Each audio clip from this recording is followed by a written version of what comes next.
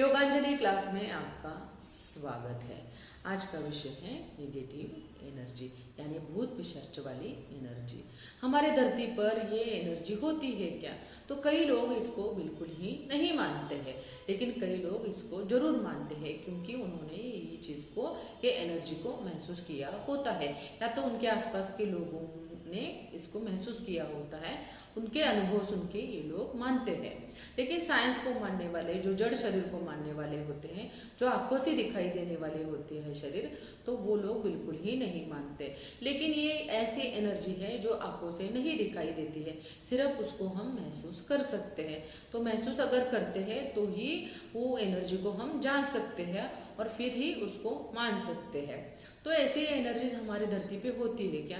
तो हमारे हिसाब से तो होती है, क्योंकि ये हमें महसूस होने वाली ही एनर्जी होती है, आंखों से दिखाई देने वाली एनर्जी नहीं होती। हमारे पूर्वजों ने भी हमें बताया है कि ऐसी एनर्जीज होती है। तो कई बार हमारे पूर्वज लोग भी बोलते हैं कि स्मशान घाट के पास अंधेरे में नहीं जाना चाहिए, अमावस्या के दिन इधर उधर घूमना नहीं चाहिए, रात को भी बिल्कुल देर से नहीं घूमना चाहिए, और ऐसी जगह पे या ऐसे वास्तु में बिल्कुल नहीं जाना चाहिए जहाँ पे नेगेटिव शक्तियाँ होती है। तो कई बार कई लोग जाते हैं और देखने की कोशिश करते हैं, स्मशान घाट के पास से जाते हैं, अमावस्या के दिन बाहर निकलते हैं, किसी वास्तु या किसी जगह पे जाके देखते हैं, लेकिन उनके भीतर इतनी पॉजिटिव एनर्जी होती है तो उनको उसका एहसास ही नहीं होता है, क्योंकि पॉजिटिव एनर्जी के पास ऐसे नेगेटिव एनर्जियाँ बिल्कुल ही नहीं आती है, या तो फिर वो इतने निगेटिव होते हैं कि वो जाते ही वो जगह पे, ऐसी जगह पे जाते ही नहीं, क्योंकि ऑलरेडी वो डर जाते हैं। तो उनको उस चीज़ का महसूस, उनको वो चीज़ें नहीं होती है, ऐसी शक्तियाँ महसूस नहीं होती है। लेकिन कई लोग होते हैं जो स्टेबल माइंडेड होते हैं, उनको बहुत ही ये शक्तियों का एहसास होता है और महसूस होती है।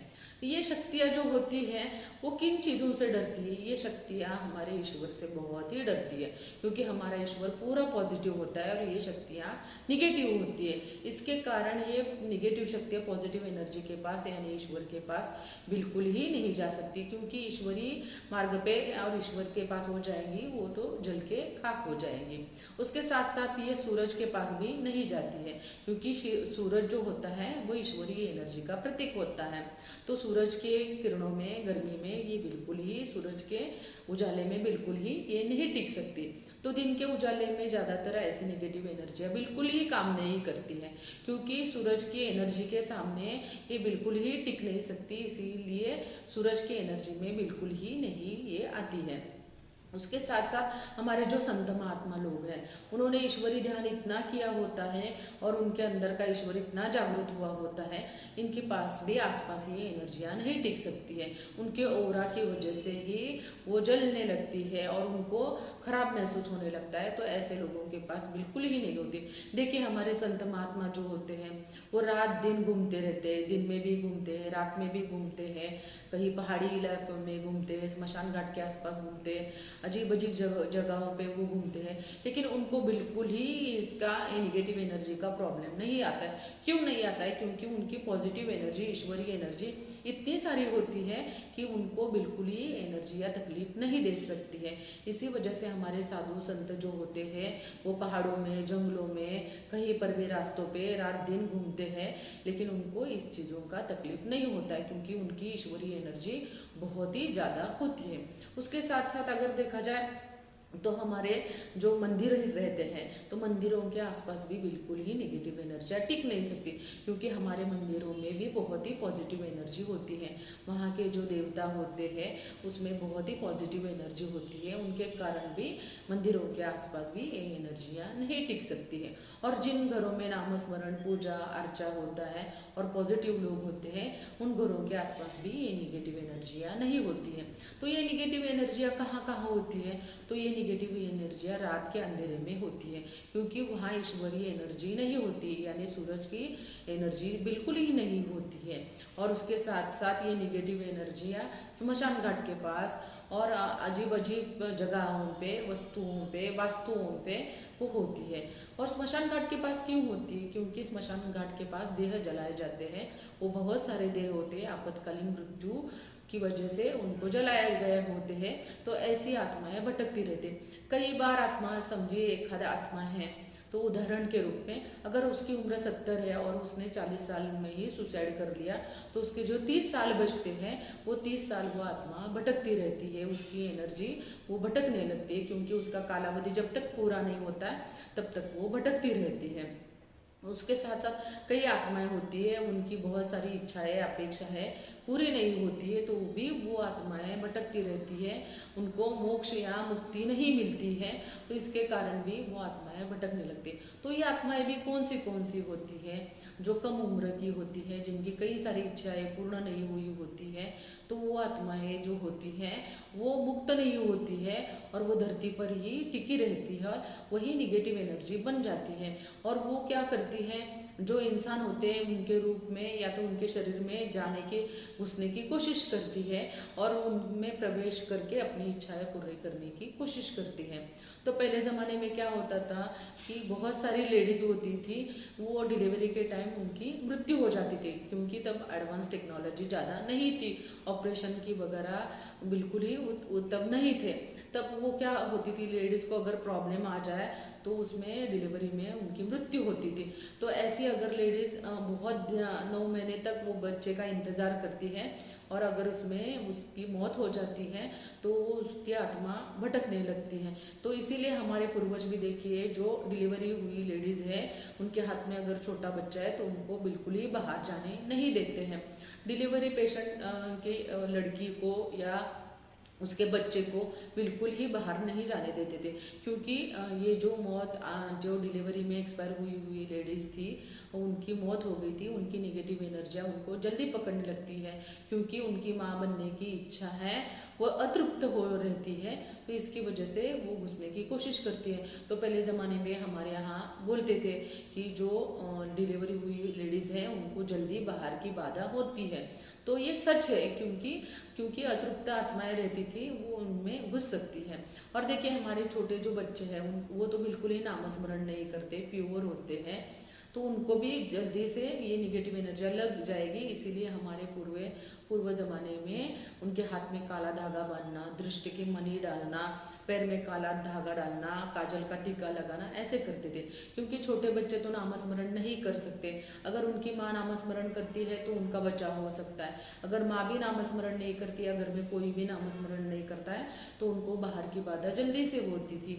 इसीलिए ये पूर्वजों ने हमारी व्यवस्था करके रखी थी। हमारे पूर्वजों ने जो भी किया उसके पीछे बहुत सारे राज है, ऐसे ही कुछ भी नहीं किया है। तो इसी वजह से छोटे बच्चों को काला टीका लगाना, हाथ में काला धागा बांधना, पैर में काला धागा बांधना, दृष्टि के मणि डालना, ये सब कुछ पहले ज़माने में किया करते थे।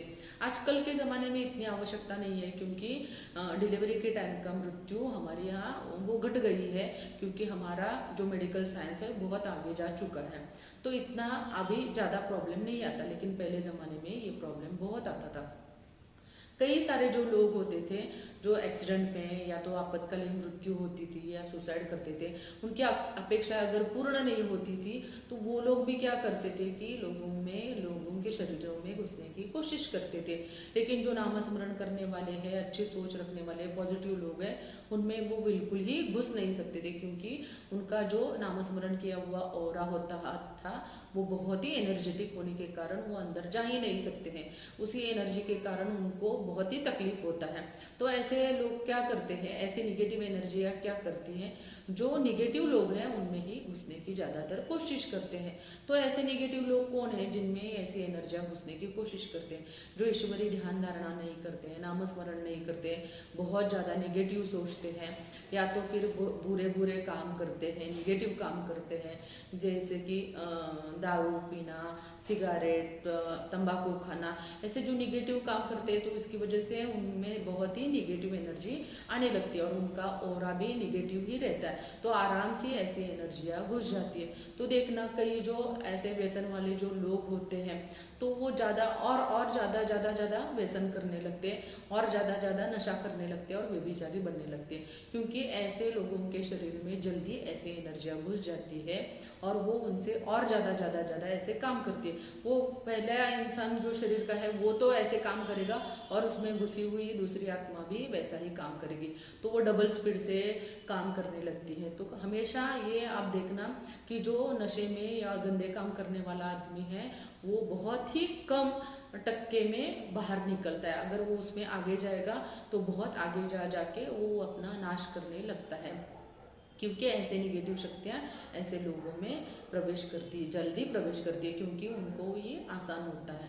तो ये एनर्जी बहुत सारे लोग नहीं मानते हैं, लेकिन जिन्होंने महसूस किया है वो ज़रूर मानते हैं। और ऐसी एनर्जी है जिन्होंने ये महसूस की है उनको समझ में आती है, जिन्होंने महसूस नहीं की है वो बिल्कुल ही नहीं मान सकते हैं। लेकिन ऐसी एनर्जी महसूस करें या नहीं करें, लेकिन हमें ज़रूर एक चीज़ों को, ऐसी चीज़ों के अवॉइड करने के लिए हमें क्या क्या करना चाहिए। तो रात के अंधेरे में ज़्यादातर हमें बाहर बिल्कुल नहीं जाना चाहिए, स्मशान घाट के आसपास बिल्कुल नहीं जाना चाहिए, और कोई भी बुरा काम बिल्कुल नहीं करना चाहिए। उसके साथ साथ ऐसी जगह पे, ऐसे वास्तु में जहाँ पे सब लोग बोलते हैं निगेटिव एनर्जी है, वहाँ हमें बहुत ही स्ट्रांग दिखा के बिल्कुल नहीं जाना चाहिए। अगर हम पॉजिटिव है, ईश्वर का ध्यान धारणा कर सकते हैं तो जाए तो ठीक है, लेकिन अगर आप नेगेटिव सोचने वाले हो, बुरी लतों के अधीन हो, तो आपको तो बिल्कुल ही रिस्क नहीं लेना चाहिए। क्योंकि अगर आपको लगता है कि ऐसी शक्तियाँ नहीं होती है तो आप गलत सोच रहे हैं, क्योंकि ऐसी शक्तियाँ होती हैं। और ऐसी शक्तियाँ ज़्यादातर निगेटिव लोगों को और सामान्य लोगों को समझ में नहीं आती है, क्योंकि निगेटिव लोगों की एनर्जी और उन लोगों की जो निगेटिव एनर्जी के आत्माएं होती हैं उनकी सेम शक्ति होने के कारण बिल्कुल ही नहीं पहचान सकते। देखिए उदाहरण के रूप में आटे में आटा फट से मिल जाता है, लेकिन आटे में पत्थर मिलेगा क्या? नहीं मिलेगा। तो अगर हम निगेटिव होते हैं तो हमारे आसपास की निगेटिव शक्तियाँ हमें समझ में बिल्कुल नहीं आती, क्योंकि हमारी एनर्जी और उनकी एनर्जी सेम होने लगती है, और इसी कारण हमें समझ में नहीं आता है और हमारे शरीर में प्रवेश करके वो बुरा भी काम कर सकती है, और हम ज़्यादा बुरे बनने लगते हैं और हमारा नुकसान करने लगते हैं और बर्बादी की तरफ हमारा कदम उठने लगता है। इसमें आदमी डिस्ट्रॉय भी हो सकता है। तो जो पॉजिटिव लोग होते हैं वो ईश्वरी ध्यान धारणा करने वाले, उनको फटाक से वो एनर्जी समझ में आने लगती है। देखिए वो कई बार ऐसा होता है कि पॉजिटिव लोगों को एखादा निगेटिव इंसान आ गया तो उनकी बातों से वो जैसे आता है तो निगेटिव उनको फील होता है, उनकी बातों से निगेटिव फील होने लगता है। वो निगेटिव एनर्जी का एकदम पहचानते, किसी के घर में जाते हैं तो पहचानते हैं, किसी बड़े वास्तु में जाते हैं, किसी जगह पे जाते हैं तो वो फटाक से पहचानते हैं, तो अपना अंदर का एनर्जी वो बढ़ाने लगते हैं, ईश्वरीय एनर्जी बढ़ाने लगते हैं, और वहाँ से वो बहुत ही जल्दी हटने लगते हैं, वहाँ वो रहते नहीं है और वहाँ से वो दूर होने लगते हैं, क्योंकि वो समझ जाते हैं यहाँ पे निगेटिव एनर्जी होती है।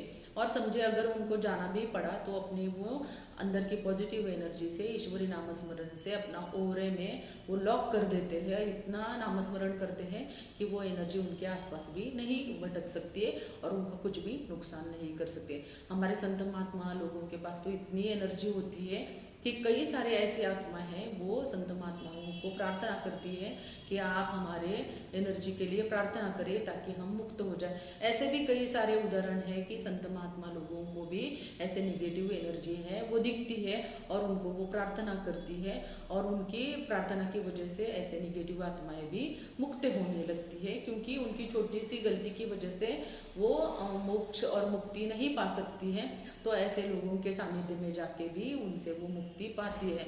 तो ऐसे कई सारे उदाहरण है जो लोगों ने बताए हैं कि उनको कई लोगों ने नामस्मरण ध्यान धारणा करके मुक्त किया है। तो जो निगेटिव लोग हैं उनको बिल्कुल ही निगेटिव विचार नहीं करने चाहिए, क्योंकि आप जितना निगेटिव विचार करोगे उतनी आपकी निगेटिव एनर्जी हो जाएगी और ऐसे निगेटिव आत्मा आपके आसपास आने लगेगी और आपका घर का नुकसान करेगी। कभी कभी ऐसे निगेटिव आत्मा, अगर आप निगेटिव सोचते हैं, निगेटिव जगह पे जाते हैं, वास्तु में जाते हैं, किसी जगह पे स्मशान घाट के पास जाते हैं, रात के अंधेरे में अमावस्या के टाइम जाते हैं, तो ऐसी एनर्जीज बहुत होती है। तो ऐसे एनर्जी की वजह से हमारे साथ वो आती है, हमारा तो नुकसान करती है, हमारे घर का भी नुकसान करती है। अगर हमारे घर में कोई वीक आत्मा है, जैसे छोटे बच्चे हैं, तो उनको भी वो बहुत परेशान करते हैं। तो निगेटिव लोगों को ज़्यादा निगेटिव नहीं सोचना चाहिए, क्योंकि ऐसे एनर्जी वाली आत्माएं जल्दी निगेटिव लोगों में प्रवेश करती है, क्योंकि उनकी एनर्जी सेम होती है। और ऐसे निगेटिव लोगों को ऐसे रात के समय अमावस्या के टाइम स्मशान घाट के पास और ऐसे किसी वास्तु में या किसी जगह पे बिल्कुल ही नहीं जाना चाहिए, क्योंकि ऐसे निगेटिव एनर्जियाँ होती है जो हमें दिखाई नहीं देती है लेकिन हमें परेशान बहुत कर सकती हैं। और जो पॉजिटिव, इसी वजह से पॉजिटिव विचार करना चाहिए, क्योंकि पॉजिटिव लोगों के आसपास ऐसी एनर्जियाँ बिल्कुल टिक नहीं सकती। हाँ, लेकिन उनको महसूस जरूर होती है और उनको कई ऐसे जो लोग हैं संत महात्मा, उनको वो मोक्ष के लिए, मुक्ति के लिए भी प्रार्थना करती है। तो बिल्कुल ही आप ऐसा मत समझे कि यहाँ पे भूत पिशाच या निगेटिव एनर्जियाँ नहीं होती है सिर्फ हमारे आंखों से नहीं दिखाई देती है, इसीलिए हमें लगता है कि वो नहीं है। लेकिन जिन्होंने एहसास किया है, महसूस किया है, उनको पता है ऐसी एनर्जीज होती है। तो आप बिल्कुल ही निगेटिव बिल्कुल ही मत सोचिए और रात के समय अमावस्या के टाइम स्मशान घाट के पास और ऐसी किसी भी जगह पे बिल्कुल ही मत जाइए। और इससे बचाव के लिए सबसे बड़ी बात है कि ईश्वरी ध्यान धारणा, आप नाम स्मरण करिए, ताकि आप बहुत पॉजिटिव होंगे और ऐसी एनर्जी आपको तकलीफ ही नहीं देगी। तो भूत पिशाच और ऐसे किसी बहुत सारे नाम होते हैं, ऐसी एनर्जीज इस दुनिया में होती है और वो निगेटिव लोगों को बहुत ही परेशान करके उनका लाइफ खराब कर सकती है। और पॉजिटिव अगर आप रहेंगे, ईश्वरी ध्यान धारणा में रहेंगे, तो आपका कुछ भी नहीं बिगाड़ सकती है। तो ऐसी एनर्जी भले ही आप नहीं मानते हैं, लेकिन ऐसी एनर्जी होती है। तो आज के वीडियो में इतना ही। अगले वीडियो पे अगले विषय पे बात करते हैं। तब तक के लिए धन्यवाद।